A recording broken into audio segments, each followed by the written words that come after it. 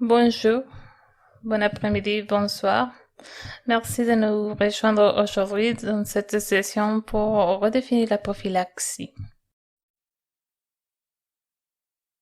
Je serai le présentateur et modérateur de la session.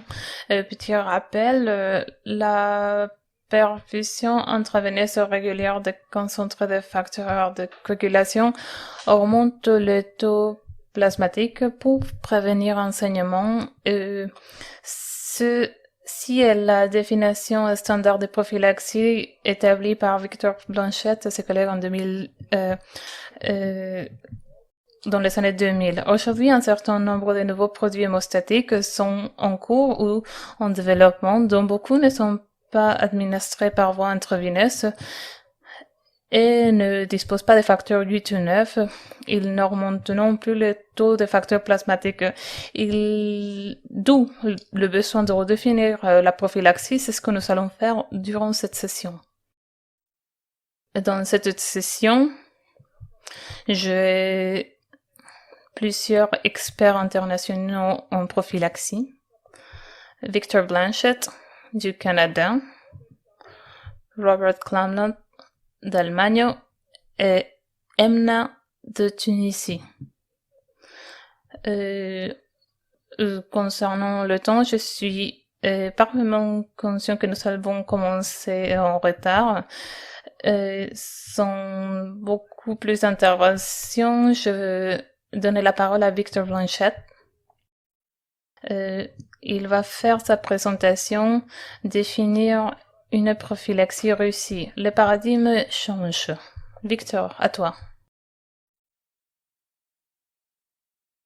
Bienvenue tout le monde, je suis ravie de participer à ce symposium virtuel de la Fondation. Je suis Victor Blanchette, un hématologue à l'hôpital pour enfants à Toronto. Je suis à ma maison en raison du confinement COVID-19. Cette diapositive, mes divulgations. Suivante diapositive. C'est la présentation et quelques définitions. Je vais parler brièvement de la définition de prophylaxie, les nouvelles thérapies, les mesures de résultats et nous terminerons avec un récapitulatif. Si l'on regarde la définition du dictionnaire, le succès est défini comme un résultat favorable, une réalisation de quelque chose vicieux. Il faut avoir des objectifs, si je reviendrai plus tard. La prophylaxie est définie comme un traitement préventif contre une maladie. Par exemple, lorsque on donne une thérapie, on vend une intervention chirurgicale, ce serait une petite forme de prophylaxie. La prophylaxie est un plan d'action qui cherche à prévenir les maladies ou d'autres dysfonctionnements. Je passe à la suivante diapositive, qui se focalise sur la prophylaxie dans le contexte de maladies musculosquelettiques chez les personnes hémophiles. En 2003, j'ai eu le privilège de faire partie d'une conférence à Londres, présidée par Eric Granter. À cette époque-là, on n'avait pas de concentré des virus sûrs et la définition de prophylaxie était le remplacement régulier d'un facteur de coagulation manquant donné en anticipation dont le but c'était de prévenir le saignement chez les personnes hémophiles. Évidemment, dans cette époque actuelle, les produits dérivés du plasma, les produits demi-vie prolongée, les produits non-facteurs, nous entendons de plus en plus de cette définition et cette produit, donc il faut réviser cette définition. Une publication rédigée par Manu Carker récemment, nous avons proposé une nouvelle définition, une administration régulière d'un agent hémostatique qui empêche efficacement les saignements tout en permettant aux personnes atteintes d'hémophilie de mener une vie normale active. Diapositive suivante, j'ai énoncé la définition de la société de thrombose et hémostase par rapport à prophylaxie dans les contextes de maladies musculosquelettaires et arthropathie. Chez les personnes atteintes d'hémophilie, j'ai eu le privilège de diriger ces projets. Et à gauche, vous voyez que le type de prophylaxie sont primaire, secondaire, tertiaire ou périodique. La primaire était définie comme la thérapie commencée dans l'absence de maladies articulaires déterminée par un examen et évaluation physique et avant le saignement articulaire à l'âge de 300, avec un traitement de 52 semaines avec un minimum de 45 semaines. Secondaire a commencé après 2 ou plusieurs dérivations de traitements de maladies articulaires et la prophylaxie tertiaire est administrée aux personnes avec des inhibiteurs avec une mauvaise santé articulaire après une évaluation physique et radiographie sur les articulations. La prophylaxie intermittente est une prophylaxie ponctuelle qui ne dépasse pas les 45 semaines par an.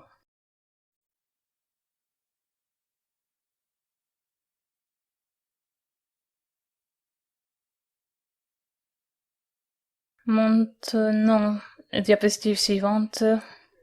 L'histoire des prophylaxies s'étale sur 50 ans. Ici, une monographie des Monover des années du Centre suédois d'hémophilie. Ce groupe a été dirigé par Nielsen et les enquêteurs ont répertorié toutes les personnes hémophiles en Suède, 7 millions à peu près. Ils ont mesuré le niveau des facteurs assez bien et ils ont classé les patients avec modéré, léger ou aigu au niveau des facteurs. Ils ont pu faire des scores communs. Et ce qu'on a montré à cette époque-là, que avant le début de la prophylaxie, on avait commencé très tôt, mais on s'est rendu compte que c'était très important pour les personnes atteintes de maladies musculo-squelettiques. Par exemple, à droite, vous voyez le poids que ça peut entraîner. Une observation importante, c'était une étude. L'arthropathie était rarement observée lorsque les facteurs basés étaient de 3% ou plus élevés. Ceci nous a mené à définir la définition de prophylaxie en allemand. C'est le remplacement des facteurs de personnes hémophilie à un facteur de 25 ou 40 unités et 3 fois par semaine avec hémophilie V, ce serait 2 fois par semaine la même dose. Le protocole était de maintenir le niveau avec 1% ou un peu plus élevé. Diapositive suivante illustre certaines constatations rapportées des publications de Peter Collins, Will, et c'est une analyse détaillée des données concernant les enfants et adultes avec un produit recombinant demi-durée de vie. Et c'est un défi pour les seuils de 1%. Ça a été documenté dans ces articles que l'important, c'est l'augmentation du temps avec un faible niveau de facteurs pour un risque de saignement, bien qu'il y ait des individus avec moins d'1% qui ne saignent pas et ceux dont le 1% de plus important enseigné. Dans ces documents, comme qu'on dit par le docteur Melman, si vous ne suivez pas le régime de prophylaxie, le résultat ne serait pas bon. Nous avons des données à long terme des pays où la prophylaxie a été prise en charge à un âge précoce dans les années 70. Et cette diapositive, vous voyez, des données du professeur Oldenburg montrent les données d'une période de 30 années chez les adultes où les mesures objectives des scores communs, nous avons utilisé les Shelley-Gilbert et les scores de radiographie Patterson sont représentés ici en rouge au niveau de chevilles qui ont contribué le plus à l'arthropathie. Dans les programmes où la prophylaxie a commencé précocement, ceci a été ratifié dans les études ultérieures.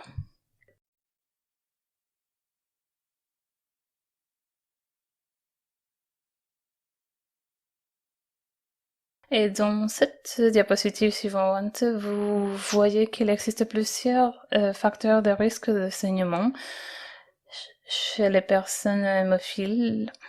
Certains sont liés aux patients, la gravité de l'hémophilie, le taux de facteurs inférieur à 1%, les saignements légers ou modérés, le temps passé pour le seuil, c'est crucial pour le risque de saignement.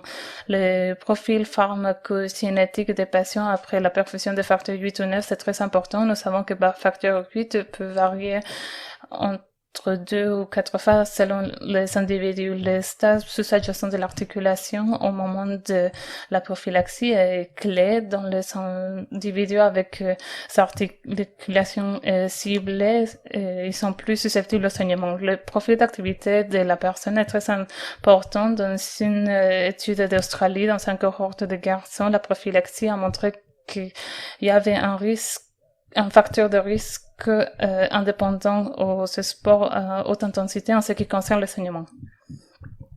Cette diapositive est le système de coagulation complexe avec voie coagulante et sans coagulation. Nous allons en parler après, particulièrement dans les contexte d'une hémostase rééquilibrée, la manipulation de la voie anticoagulante telle que ces anticorps spécifiques, MSX-man, les inhibiteurs, le antithrombine et ses produits.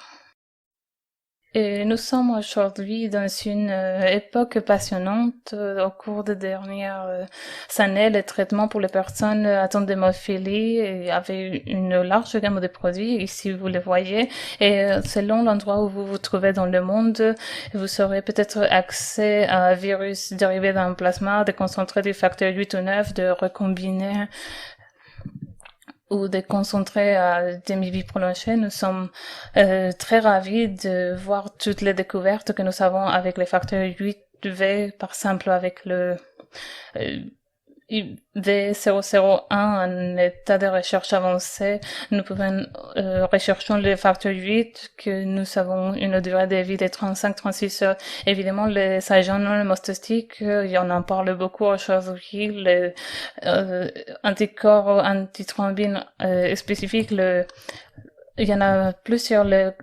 L'objectif de la normalisation, la thérapie génique est très prometteuse, non seulement pour le facteur 8, mais aussi pour le facteur 9. Cette diapositive, nous voyons les documentations d'Alfonso. Nous voyons une initiative qui cible le facteur pour différents scénarios, et à droite, vous voyez certains de ces scénario, par exemple, en cas de traumatisme majeur ou de chirurgie, on viserait des niveaux de facteurs normaux entre 80 et 150%.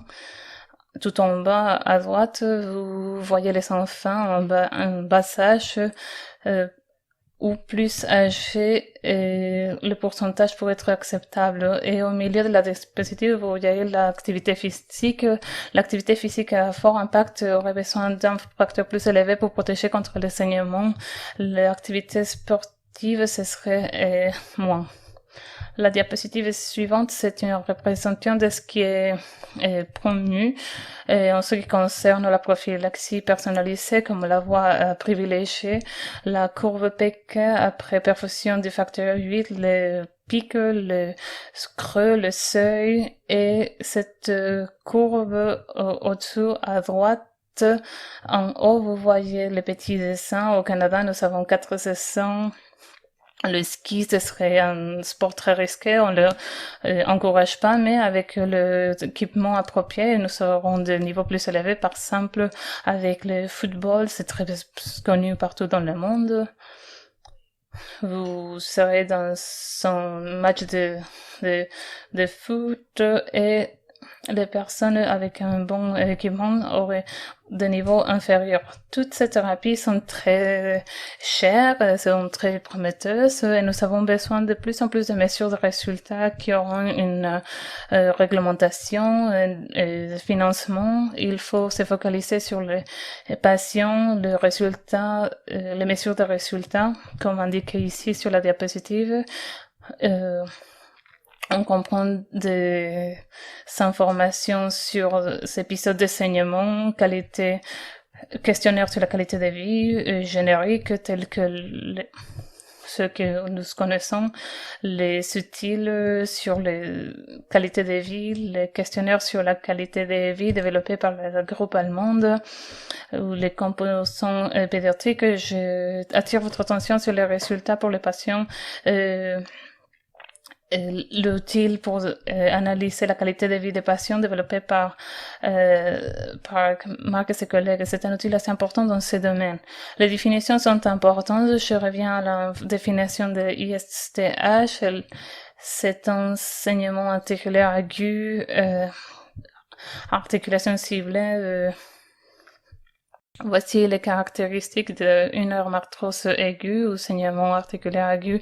Les patients ont du douleur, gonflement, chaleur et diminution de l'amplitude de mouvement.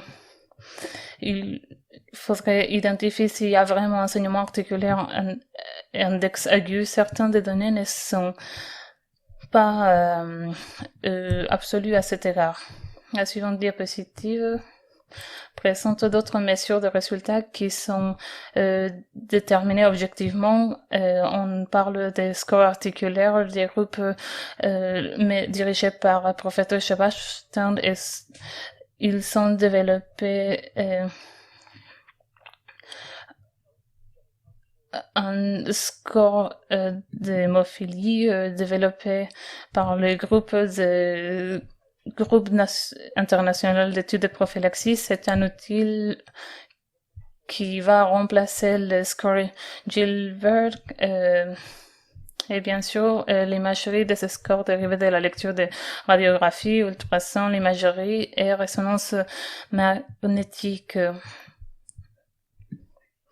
Dans cette prochaine diapositive, je récapitulatif, notre objectif est de normaliser la vie des personnes atteintes d'hémophilie pour qu'elles puissent avoir une vie normale.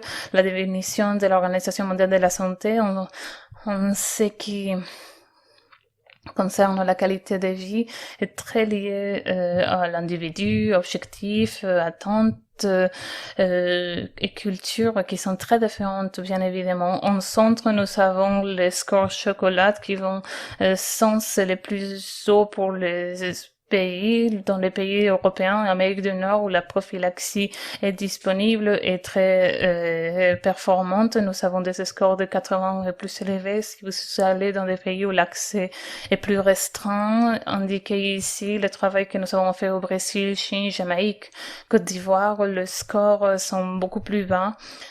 Un exemple extrême en Jamaïque, en Côte d'Ivoire, les patients n'ont pas un diagnostic et n'ont pas accès à un plasma, donc les résultats sont beaucoup plus bas. C'est un bon thermomètre de bien-être et les importances sont importants pour avancer dans notre recherche. Maintenant, la meilleure façon d'atteindre nos objectifs est par une approche partagée et le patient est au cœur, la famille est ici, l'équipe multidisciplinaire de santé, c'est très important.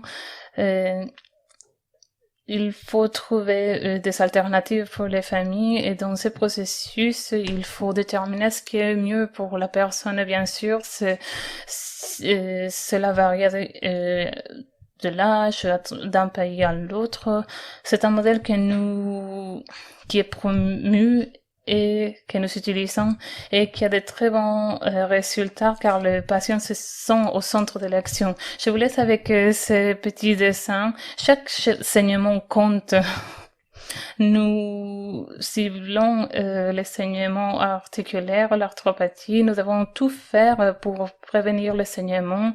Il faut les traiter efficacement avec des thérapies de remplacement, de substitution en renseignant les champs et les équipes multidisciplinaires sur les physiothérapies. Je voudrais remercier à tous les collaborateurs du monde entier qui ont participé.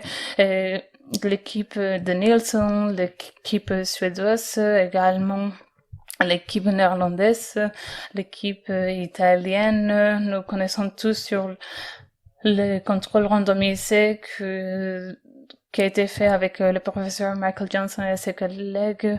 Nous avons récemment publié les résultats de l'étude canadienne d'escalation qui s'est étalée pendant 10 ans. Nous avons mergé les données de prophylaxie des pays comme la Chine, l'Indonésie, la Tunisie. Vous allez écouter des informations très intéressantes de ma collègue. Merci beaucoup et à bientôt.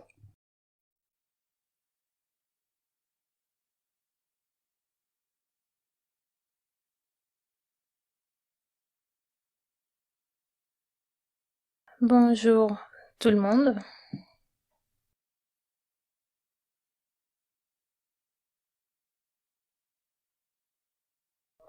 Je suis Robert Klamroth d'Allemagne.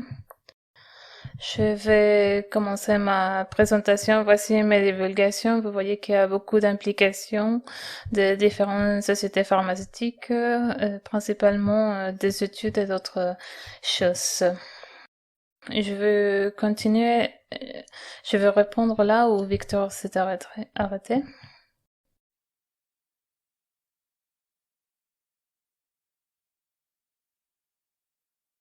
Je peux pas mettre la diapositive.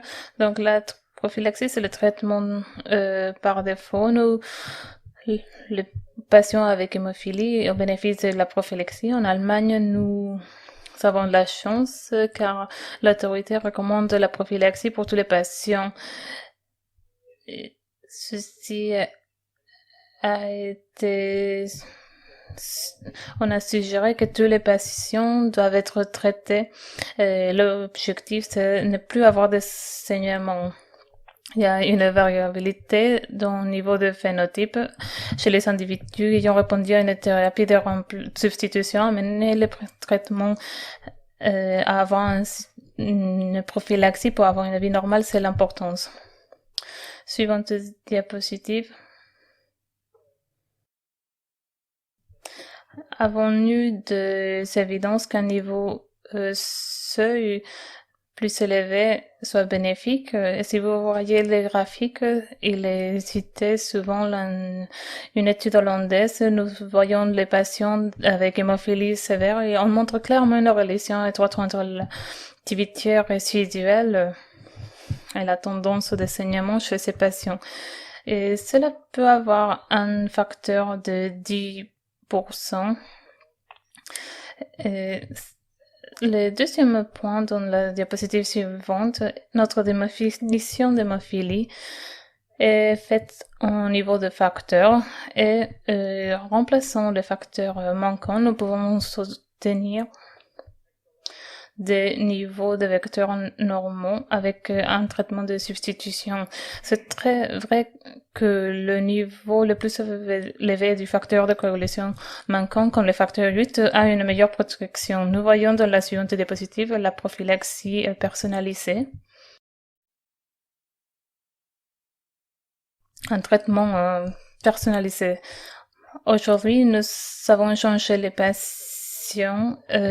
Voici la diapositive que Victor a montrée pour les maladies articulaires. Ce que nous avons fait, c'est une expérience prophylactique en Allemagne qui explore les maladies articulaires et le niveau de personnes en prophylaxie n'est pas suffisant. Je vais vous guider au l'étude Propel. Diapositive suivante. Voici mon idée de prophylaxie personnalisée. Vous avez plusieurs tâches et le niveau de base n'est qu'une seule tâche, bien sûr, une importante. Nous devons le personnaliser pour chaque patient dans ce traitement. Je voudrais vous dire que nous avons des preuves, des études que le niveau minimal est plus élevé et entraîne moins de saignement chez nos patients. Étude Propel dans la suivante diapositive, s'il vous plaît. L'étude Propel dont je parle ici, c'est de l'ISTH de l'année dernière. Elle est toujours en cours de publication. Donc, cette étude Propel, c'est un contrôle randomisé de phase 3 pour évaluer l'impact du résiduel des niveaux résiduels plus élevés chez nos patients. Nous l'avons comparé, ainsi que l'équité et efficacité du traitement guidé par PK dans des niveaux résiduels. L'idée, c'était que les patients avec des niveaux minimaux plus élevés, avec plus de patients avec ces renseignements. Si vous voyez l'objectif de l'étude, il y a une distribution de l'étude sur la diapositive suivante. Vous pouvez voir que les personnes à hémophilie A, le niveau est 65. Ils avaient un phénotype d'hémorragie sévère, ABA, avec un niveau 2. Et cette donnée ont été inclus dans l'étude et tous les patients sont passés par l'étude de PK. Après cette étude, il y a une randomisation de les groupes à forte dose, à niveau minimal de 3%, qui était un groupe à forte dose avec un niveau minimal de environ 10%. Il y a une période de 6 mois où cela a été rajusté, puis il y a eu une évaluation de 6 mois, où les principaux objectifs de l'étude ont été évalués. Gardez à l'esprit que les patients ont été randomisés et les deux traitements étaient indépendants des caractéristiques telles que le phénotype ou la qualité de vie. C'était la recommandation. La diapositive suivante, nous voyons les objectifs de l'étude. L'efficacité principale était de 0. Dans la période de 6 mois et dans la seconde, l'efficacité a été évaluée dans la portion des patients qui ont eu un ABR spontané de 0 dans une période de 6 mois. Et l'évaluation des sûretés habituelles pour les inhibiteurs, surtout des inhibiteurs. Distribution des patients sur cette diapositive.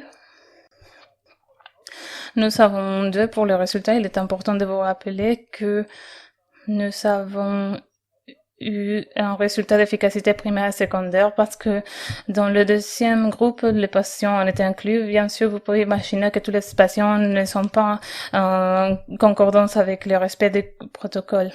Si vous voyez la distribution des patients dans l'étude sur la seconde diapositive,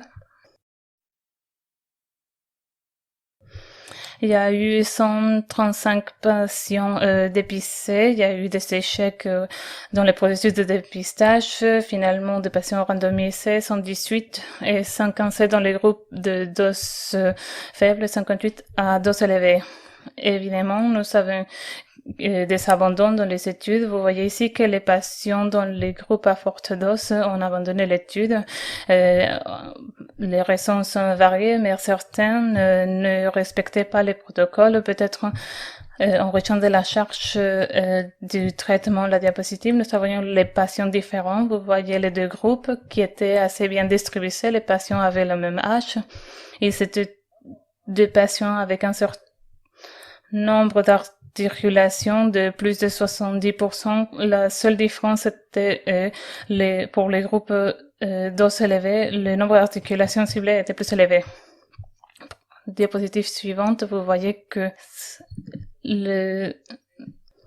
chez la patient dans l'ensemble d'analyses complètes, il y avait une différence de patients qui avaient un ABR total inférieur et spontané.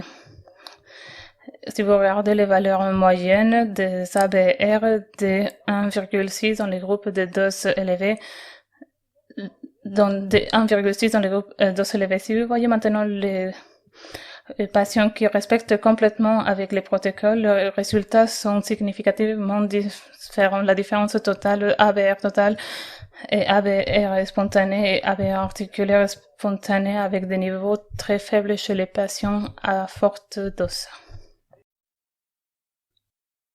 Si nous atteignons notre objectif dans l'étude avec les protocoles, dans la diapositive suivante, vous pouvez voir que la relation entre la demi-vie et la prophylaxie personnalisée est assez positive considérant le niveau minimum dans les deux groupes. Vous voyez ici au fil du temps le niveau minimum du groupe à faible dose était clairement était valable dans les groupes, dans l'ensemble de l'étude.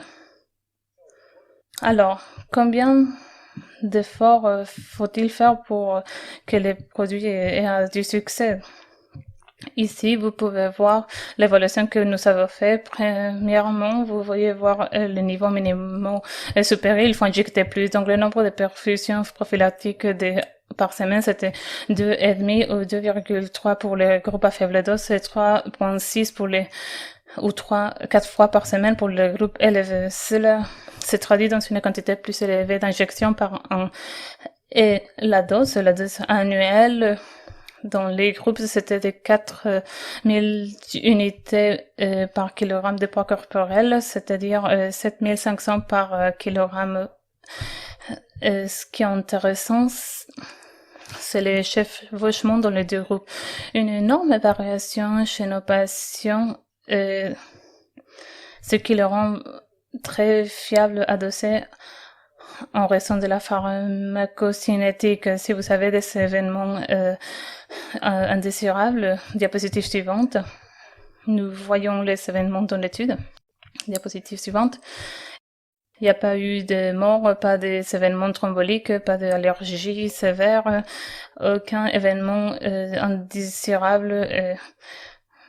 Nous avons un patient qui a eu une dose élevée qui avait été liée à l'étude. Ce patient a été dépisté pour un inhibiteur à la semaine 8, mais tous les tests et les inhibiteurs étaient négatifs et il n'y a eu aucun impact sur la PK. Il pourrait être une erreur de laboratoire. Quelles sont les conclusions de l'étude Propel? Dernière diapositive. Donc, ciblant le niveau minimum du facteur 8 de 10%, c'est pour la prophylaxie habituelle à 3%. C'était avec un ABR total, c'est une proportion plus élevée des patients avec 0. Il y avait par facteur 8 lycée, et pour certains patients, ce qui a eu une meilleure protection. Nous avons eu un groupe de contrôle randomisé et nous avons mis l'accent sur l'importance de la randomisation pour le traitement des personnes hémophilie A. Et deuxième, nous avons eu un niveau minimum avec des personnes avec 0 saignement. Il y avait une durée de moyenne de vie beaucoup plus longue et il y avait moins d'injections. J'espère avoir été clair et dans les pays en développé, il y a de meilleurs résultats. Merci beaucoup. Merci Robert. Je vais faire la prochaine présentation qui parle de l'état d'équilibre de l'hémostase. Voici mes divulgations. Ce que je vais faire dans les prochaines minutes, je vais aborder la question de pourquoi ce stade d'hémostase est important et quelles sont les approches ont été adoptées, et je vais finir par des observations finales. Ce graphique en particulier a été pris d'une publication récente de Mark Skinner. Sur l'axe X, on indique le niveau de protection. Axe X, il y a les résultats. À gauche, du point de vue du patient, et à droite, du point de vue clinique. Ce qui est clair, c'est que les points de départ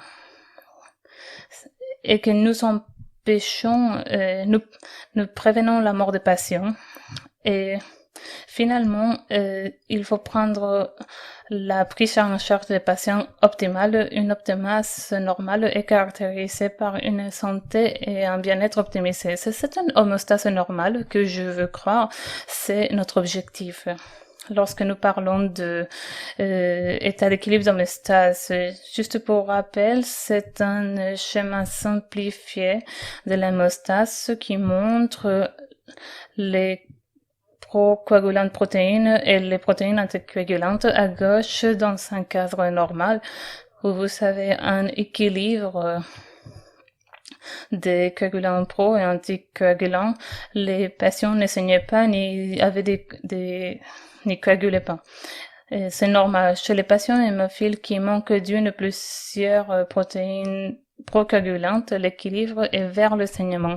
Notre approche aujourd'hui est de remplacer la protéine manquante dans ces cadres. Et la façon dont nous l'avions fait suit un certain nombre de stratégies de substitution thérapique, en commençant par le facteur de corrélation demi-vie sur une régulièrement à gauche. Vous voyez qu'il y a un certain type d'hémostase à temps, mais cette hémostase a de pics et de creux pour les produits à demi-vie prolongée et à demi-vie standard. Si on examine le défaut de cette approche, le plus important en particulier, c'est que les niveaux minimaux en particulier sont associés à des saignements qui sont caractérisés par l'étude de Mark Johnson qui montre clairement que les saignements cliniques non détectables pourraient être bien présents lorsqu'on regarde le score de résonance magnétique montré dans ce diagramme. Un nombre de patients qui ne se souvenaient pas des saignements avait une dégradation du score articulaire qui indiquait un saignement. Ceci était confirmé par d'autres études, comme cette étude où on montre 26% des articulations qui n'ont jamais saigné, montrant un dépôt qui me suis modéré. Le concept de saignement subclinique des patients qui n'ont jamais saigné, c'est réel. Et je veux croire que c'est un que ces défauts sont des défauts de thérapie de substitution. Si on regarde les saignements de ces saignements subcliniques, vous avez dégradation des articulations. Dans l'étude récente Thunder, vous voyez à gauche, sans surprise, que les patients avec traitement à la demande avaient tendance à saigner plus que ceux en prophylaxie. Cependant, ceux sous prophylaxie saignaient, en fait. Et ces saignements nous enquêtent et se trouvent au cœur de notre préoccupation. Dans l'étude à droite, il y a une comparaison des patients sévères et modérés. Concentrons-nous sur à droite, tout à droite, les patients sous prophylaxie. Vous pouvez voir qu'il n'y a pas de différence entre le score médian de santé des patients d'hémophilie sévère par rapport à ceux avec hémophilie modérée. Cela se traduit qu'il y a une dégradation ou lésion articulaire même si les patients d'un phénotype grave ou d'un phénotype modéré. Cela veut dire également que lorsque nous nous concentrons uniquement sur les facteurs, remplacement du facteur coagulant pro, nous pourrions ne pas avoir des articulations saines. Dans ce contexte, nous avons commencé à examiner l'anticoagulant de l'hémostase. Il existe aujourd'hui un certain nombre d'études qui ont décidé d'explorer ces thérapie dite de substitution sans facteur. Dans ces modèles, nous pouvons voir qu'il peut y avoir une hémostase régulière, mais il n'y a pas un niveau de facteur détectable que nous pouvons mesurer, ce qui n'est pas un problème tant qu'il n'y a pas un enseignement associé. Donc, à cet égard, nous avons progressé assez jour après jour. On a au moins 3 catégories de thérapies qui ont été développées pour atteindre une hémostase, un état d'hémostase. Nous avons l'anti-TFPI, l'anti-thrombine ARN et le anticorps monoclonique. Dans ce tableau, vous voyez le développement de la anti-TFPI, l'antithrombine et la phase terminale 2 est actuellement en phase 3. Pour l'anticorps spécifique, fini les études de phase 3.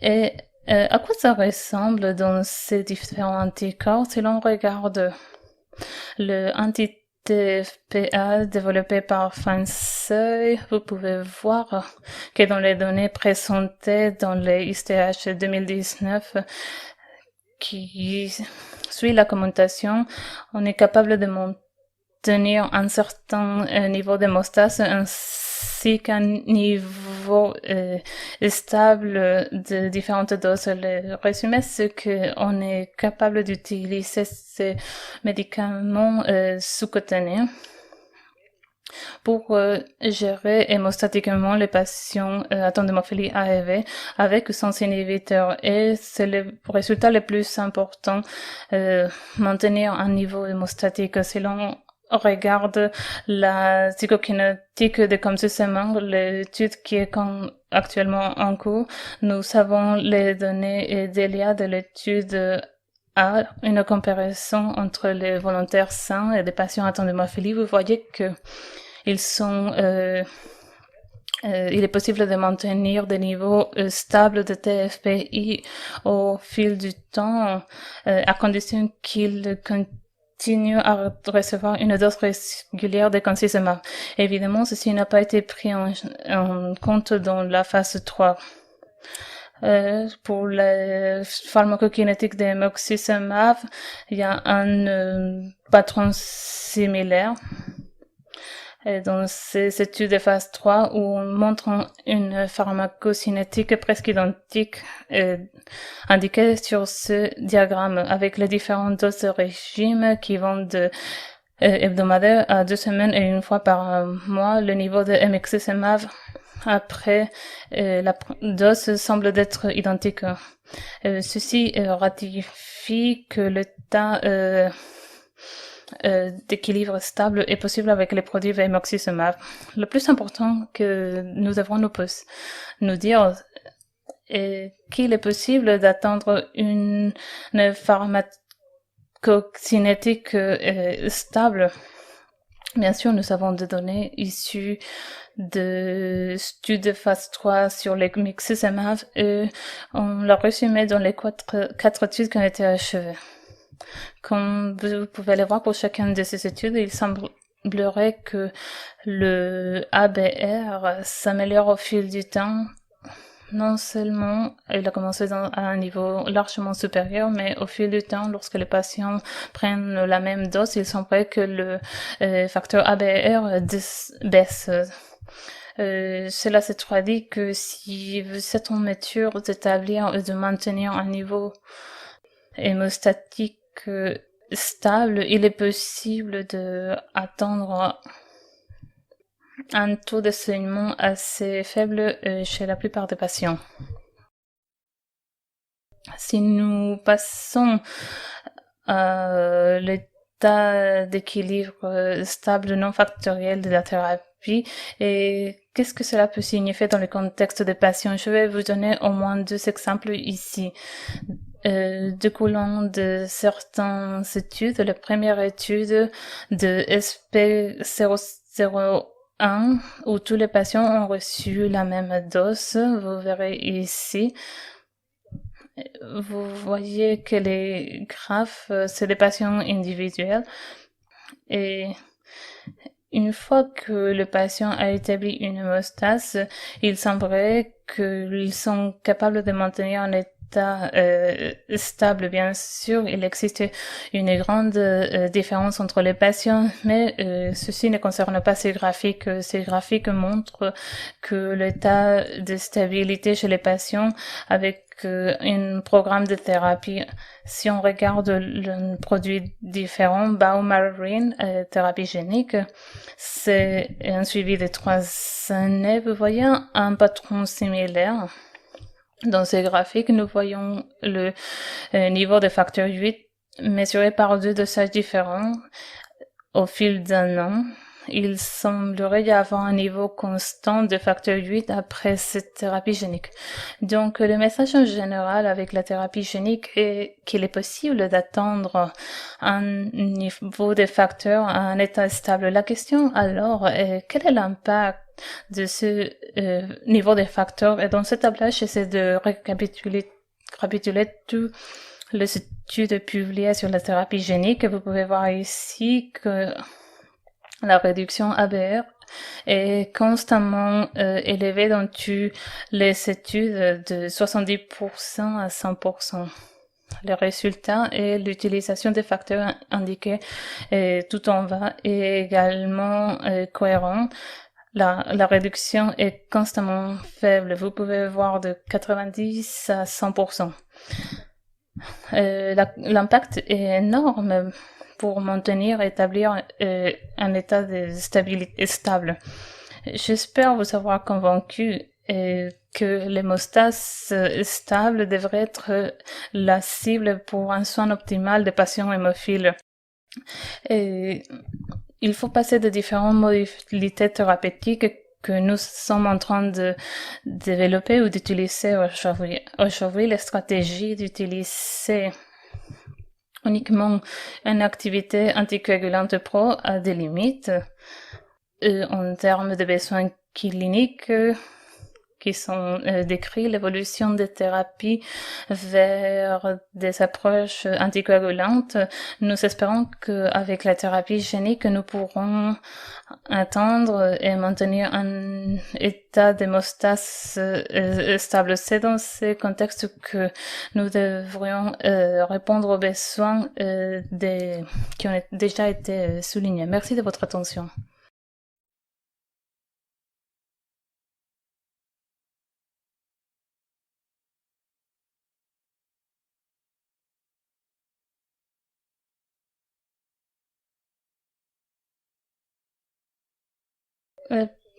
Pour avoir rendu ce sommet virtuel possible, donc mon discours depuis la Tunisie, ce sera sur la prophylaxie à faible dose. Je n'ai aucune divulgation pour cette présentation. Nous connaissons toute la vision de la Fédération d'hémophilie, qui est le traitement pour tout le monde, et nous savons également que la prophylaxie est le traitement de référence, mais nous savons également que l'accès au traitement dans le monde entier n'est pas égal. Et nous savons également qu'il y a un problème de coût avec les traitements prophylactiques. Donc, il y a une grande différence entre les régions du monde. Je vais passer rapidement par l'histoire de la prophylaxie, puis nous parlerons le début des prophylaxies à faible dose. Nous parlerons des données publiées sur la prophylaxie depuis les 10 dernières années, et puis nous finirons la présentation. La prophylaxie est née de l'observation que les formes moins sévères saignent moins que les formes sévères. L'objectif de la prophylaxie, c'était de transformer une forme grave dans une forme moins sévère de la maladie pour réduire les saignements. Les premières expériences de prophylaxie ont été dans une petite cohorte, la première de Suède, puis les Pays-Bas, quelques groupes d'Europe et d'Amérique du Nord.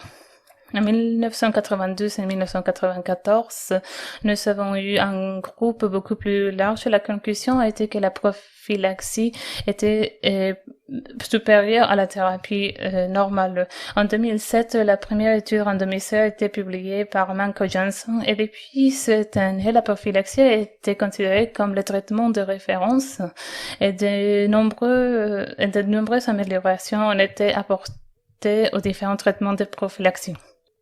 Nous avons vu la naissance du concept de prophylaxie primaire, les protocoles personnalisés, les niveaux minimaux élevés et de plus. Mais nous savons que la prophylaxie demande plus de concentrer des facteurs de coagulation, un coût plus élevé, ainsi que la résolution des pays aux ressources limitées et la coopération avec les pays en développement. Quelle est l'alternative à la prophylaxie? Quelle est la raison? D'abord, la Fédération d'hémophilie, dans sa deuxième édition des lignes directrices pour la prise en charge de l'hémophilie, mais également dans la dernière qui vous était présentée hier, vous recommande l'utilisation de prophylaxie à faible dose dans les pays où il existe des contraintes d'approvisionnement de concentrés de facteurs. Selon Sébastien, si nous considérons le seuil inférieur établi par la Fédération mondiale d'hémophilie pour les pays ayant une surveillance optimale d'hémophilie par habitant. Et nous savons que dans la plupart de ces pays, seulement 50% des personnes atteintes d'hémophilie ont été diagnostiquées, mais en réalité, la capacité de concentration des facteurs de coagulation est doublée. Cela pousse les gens à commencer aussitôt que possible avec la prophylaxie avec le dose, même s'ils sont inférieurs à une unité par capita. Si nous revenons à la première expérience reportée avec prophylaxie, le dose utilisé à ce moment correspond à la prophylaxie à faible dose. Voyons donc ensemble maintenant les données publiées au cours de ces dernières années sur la prophylaxie à faible dose. En 2011, la Chine a publié la première étude sur la prophylaxie à faible dose et après cette étude, ils sont publiés près de 10 études sur la prophylaxie à faible dose. L'Inde a également publié des articles sur la prophylaxie à faible dose. La Tunisie, la Thaïlande, l'Indonésie et également des données sur l'Irak. Commencez par voir la première publication en Chine de prophylaxie à faible dose. C'était une étude pilote. Il y avait 34 personnes atteintes d'hémophilie concernées. Il y a eu une observation de 2 semaines suivie d'une prophylaxie de 12 semaines. Dans cette étude, ils ont démontré, même dans l'hémophilie sévère et modérée, qu'avec la prophylaxie, il existe une réduction de la fréquence des saignements articulaires. Ils ont également observé une amélioration dans la fonction clinique des articulations qui était mesurée par le score Gilbert, une amélioration de la qualité de vie avec une réduction de journées d'absence à l'école. En Inde, une étude randomisée sur les facteurs 8 à très faible dose a été publiée en 2016 par Vermont. C'était une étude randomisée également avec 2 branches, un groupe prophylactique, traitement épisodique, et dans cette étude, ils ont également pu démontrer la réduction d'un événement hémorragique d'enseignement articulaire avec une prophylaxie à faible dose, avec une différence importante entre le nombre de saignements sur la prophylaxie par rapport au traitement épisodique. Cependant, il n'y a eu aucune différence dans la quantité de consommation de facteur 8. En 2017, une étude effectuée en Tunisie a été publiée. Elle comprenait un groupe plus important avec 500 enfants atteints d'hémophilie avec une moyenne de 5 ans, un an à 9 ans, et à nouveau dans ces cohortes, 55 enfants sous prophylaxie à faible dose. Il y a eu une différente statistique dans le nombre des épisodes hémorragiques par rapport à avant de commencer la prophylaxie. Dans cette étude également, les articulations ont été évaluées par est évalué sur la santé des articulations. En Thaïlande, il y a eu un groupe plus petit de 6 personnes hémophiles en 1995 sur un prophylaxie à faible dose. Et plus tard, ils ont publié un groupe plus important avec 50 personnes hémophiles avec un âge moyen de 20 ans. C'était une prophylaxie de 3 mois. La moitié du groupe n'a pas eu de saignement, tandis que l'autre moitié a connu des épisodes de saignement. Il a été observé que les patients avec des articulations ciblées saignaient plus que les personnes sans prophylaxie. Il y a eu une étude randomisée de prophylaxie dans un groupe de 50 enfants avec 2 branches, et ils ont également trouvé une différence significative en statistique entre les différents épisodes hémorragiques articulaires et non articulaires. Donc, si nous récapitulons 5 études. La dose moyenne utilisée lors de ces études allait de 8 à 15 unités par poids 3 fois par semaine et le résultat était dans tous une réduction d'un épisode hémorragique avec une prophylaxie à faible dose. Mais je souligne que si nous voulons commencer par la prophylaxie à faible dose et la maintenir, le concept de centre de traitement d'hémophilie et de soins multidisciplinaires avec un approvisionnement régulier de concentrés de facteurs de coagulation est très important pour comprendre comment la prophylaxie, dans ces cas, la prophylaxie à faible dose marche afin d'éduquer les parents et les personnes hémophiles et expliquer que c'est un protocole de prophylaxie, mais ce n'est pas la prophylaxe de référence. Nous devons utiliser l'évaluation pour montrer l'efficacité. Nous avons besoin de visites de suivi régulières, évaluation de l'état des articulations, documenter toutes les complications et tout épisode de saignement pendant la prophylaxie. Et dernière, il y a une très belle étude, un modèle d'évaluation de prophylaxie en hémophilie à faible dose en 2019. Dans cette étude, il a été démontré que nous pouvons avoir une diminution des coûts avec une prophylaxie à faible dose versus la prophylaxie à haute dose avec une petite augmentation de risque de saignement. Il a été également démontré dans ces modèles qu'il vaut mieux avoir un régime à 3 injections, même avec la prophylaxie à faible dose. Et la conclusion de ce document, c'était que les résultats montraient que la prophylaxie à faible dose est à privilégier lorsque la norme de sang est le traitement à la démence. Cependant, le résultat devait être être considéré dans le contexte des modèles appliqués. Pour conclure, que pouvons-nous voir de la prophylaxie à faible dose? Elle est rentable, efficace, sûre et nous permet de prévenir le saignement articulaire et retarder la dégradation des articulations. Nous n'avons pas beaucoup de données à long terme et nous devons documenter soigneusement les données sur les résultats aussi longtemps que possible. L'objectif est l'amélioration de la qualité de vie et la réduction des saignements. Plutôt que saignement zéro, c'est mieux que la thérapie sur demande. Elle peut être considérée comme une première étape de prophylaxie dans certains pays, mais ce n'est pas l'objectif final. Avec la prophylaxie à faible dose, nous sommes capables de minimiser le défi, offrir un meilleur soin aux personnes atteintes d'hémophilie venant des pays en développement.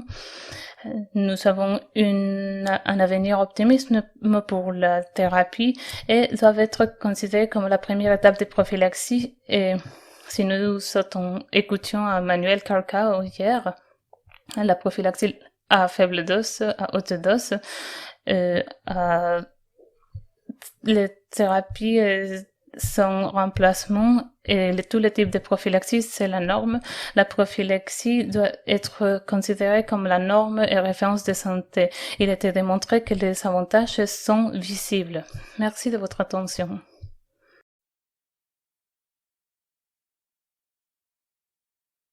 Merci beaucoup, professeur Gordiak. Nous avons l'occasion de répondre les questions de notre public. J'ai déjà quelques questions qui ont été posées. Je pense que chacun va répondre des questions. Commençons avec professeur Blanchett. Quelles sont les preuves de saignement subclinique, les indices des articulations chez les patients hémophiliques? Dans quelle mesure ce saignement subclinique est une cause d'arthropathie hémophilique? Victor, merci. Oui. Merci de l'avoir très bien présenté, les données de Monk Johnson. C'était une preuve claire des saignements sous-cliniques. Nous avons également confirmé Même chose dans notre étude à long terme canadien, lorsque les résonances électromagnétiques ont été effectuées dans les groupes de garçons de 8 ans. Et le résultat, nous les avons eu 5 années après. Un certain nombre d'articulations avaient été signalées comme saignement. Je pense que c'est très important et on pourrait contribuer à certains de ces échecs que nous avons constatés avec la prophylaxie à long terme. Le professeur Olderberg nous avait montré il faut que les gens aient une vie plus normale et une vie avec plein d'activités. Merci Victor. Et cette question, c'est pour la professeure Gordia.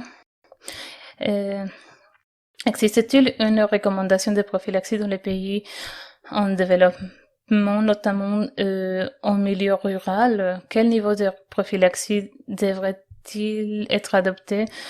Petite dose, dose intermédiaire ou la dose normale?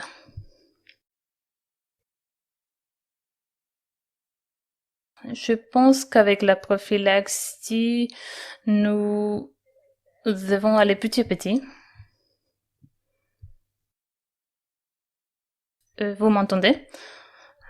Nous devons aller petit à petit pour identifier notre priorité.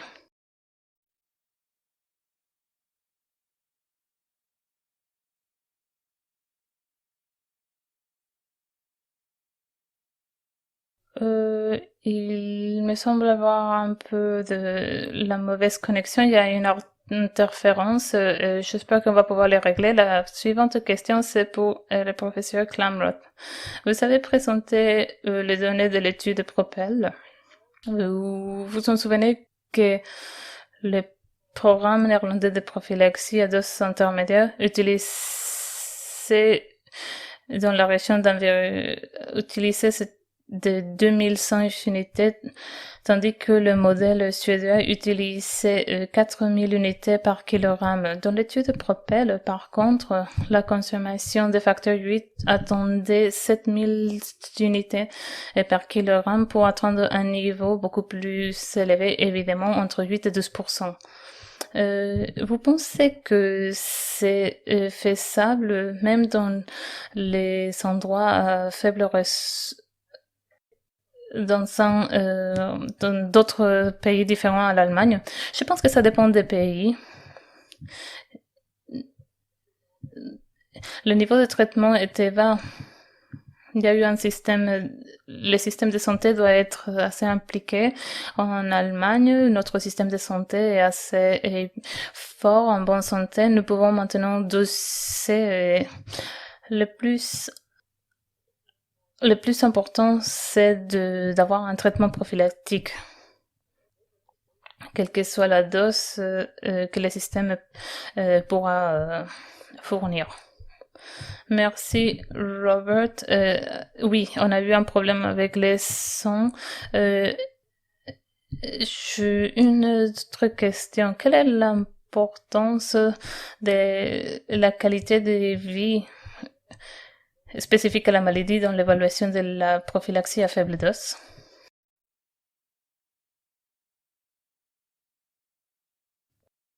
Emna?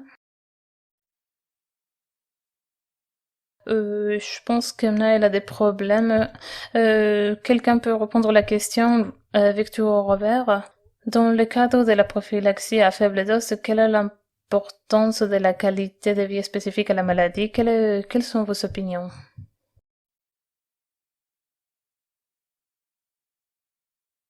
En Europe, vas-y. Dans les études mentionnées par Emna, on parlait de l'amélioration de la qualité de vie avec une diminution de l'absentisme scolaire, des hospitalisations, mais ceci n'a jamais été mesuré dans un essai clinique solide avec des outils modernes tels que l'outil pédiatrique au Canada.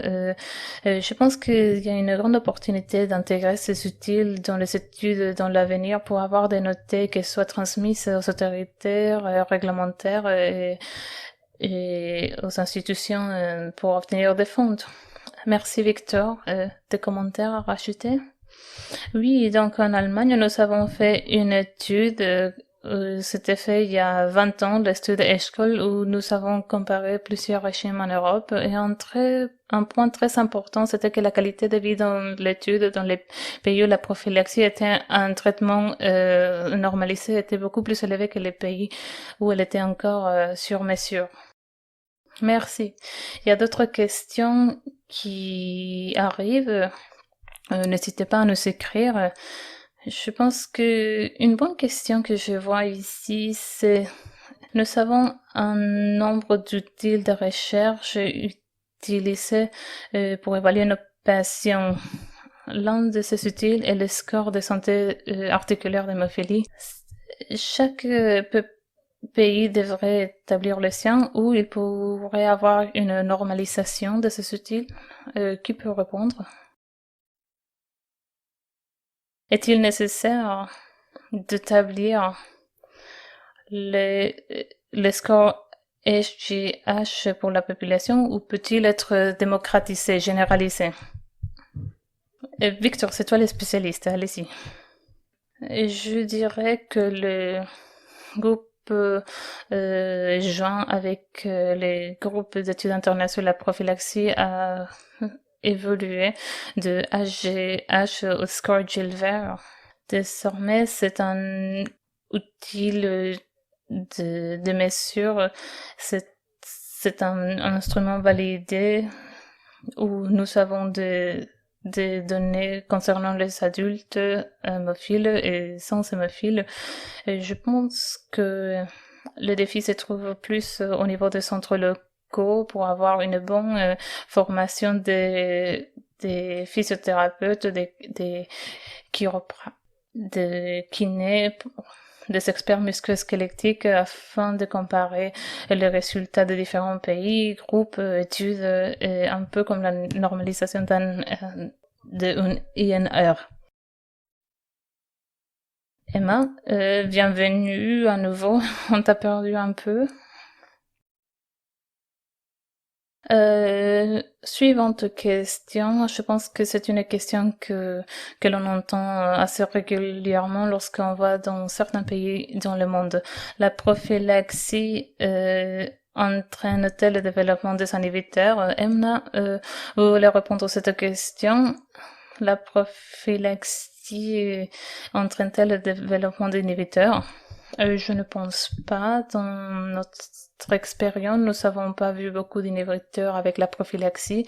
En plus, le risque de prophylaxie, la prophylaxie devrait être envisagée et démarrer aussitôt que possible comme un type d'induction à la tolérance immunitaire. Elle devrait donc protéger le développement d'inhibiteurs, mais d'après la documentation actuelle, nous savons que le développement d'inhibiteurs, il y a plusieurs facteurs pour le développement des inhibiteurs. Je pense que dans les pays avec ressources limitées, nous devons commencer aussitôt que possible avec une prophylaxie à faible dose chez les enfants, aussitôt que possible.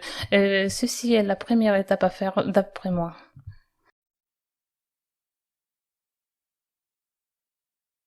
Merci. Quelqu'un d'autre de commentaires à rajouter, Robert ou Victor? Sinon, je passerai à la suivante. Très intéressante. Ça parle de femmes avec hémophilie légère. Doit-elle avoir de niveaux minimaux élevés pour éviter les saignements, surtout lorsqu'elles sont une vie plutôt active? Je pense que cela dépend du type de saignement qu'elles vont avoir. Gynécologique, manifestation, saignement articulaire, sous-cutané. Je pense que nous devons évaluer tout cela pour répondre à la question. Le traitement ne se limite pas au niveau minimum, c'est aussi au niveau phénotype. C'est un rapport avec le phénotype. Oui, prophylaxie nécessaire pour le niveau minimum plus élevé, mais sans saignement, il n'y a pas besoin de prophylaxie.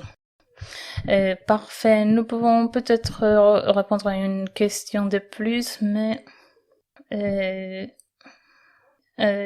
concrètement, si vous deviez commencer la prophylaxie dans un contexte à ressources limitées, comment vous vous y prendrez? Chacun des intervenants, votre avis, commençons avec vous, Victor, si vous devriez introduire la prophylaxie dans un contexte à ressources limitées, que feriez-vous? Bon, en commentaire de notre collaboration en Chine, la documentation de la publication de Woohoo, tant que dans les groupes, ils sont essayé une prophylaxie à faible dose dans 15 centres de traitement des mollifies. 12 d'entre eux n'ont pas pu se conformer à une période de cours de prophylaxie. Même on ressent d'une manque de compréhension dans ces centres en Chine et dans d'autres pays. On a cette situation. Il est crucial d'avoir un bon noyau de conférences de communication au sein des équipes, sinon la prophylaxie à faible dose, elle va probablement être un échec. Donc il faut que nos équipes soient bien formées. Ok. Robert, oui, je suis d'accord, c'est très important parce que c'est le traitement à si la prophylaxie n'est pas possible, car il n'est pas possible de venir tous les jours à l'hôpital 3 fois par semaine. La seconde étude, il y a eu des facteurs 8 plusieurs fois par semaine. À la fin, c'était 15 unités par kilogramme 3 fois par semaine. Le résultat, c'était la réduction des saignements bien meilleure que les doses une fois par semaine. Donc, en restant de la faible demi-vie du facteur 8, il faut le faire au moins 3 fois par semaine. Pour cela, je pense que à domicile, c'est la première chose à faire, commencer une prophylaxie efficace chez les patients. Merci Robert. Donc le traitement à domicile et suivre un régime régulier, ce serait la clé. Emna, quelles sont vos pensées? Je rajouterai à cela 2 conditions. Il faut avoir une priorité. Nous ne pouvons pas passer de rien à la prophylaxie pour toutes les personnes atteintes d'hémophilie. Il faut identifier la priorité. Il faut commencer petit à petit, pas par pas.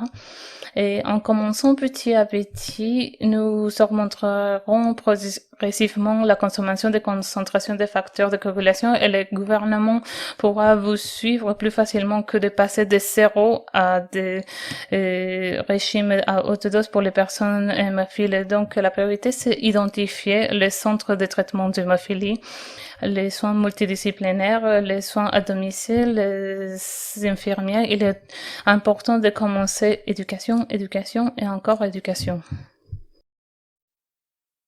Merci beaucoup sur cette belle note positive. Je pense que nous n'avons plus de temps pour cette foire aux questions. N'hésitez pas à envoyer vos questions. On va répondre après. Je voudrais remercier à tous vous pour être ici aujourd'hui, partager votre expertise en prophylaxie. Merci beaucoup.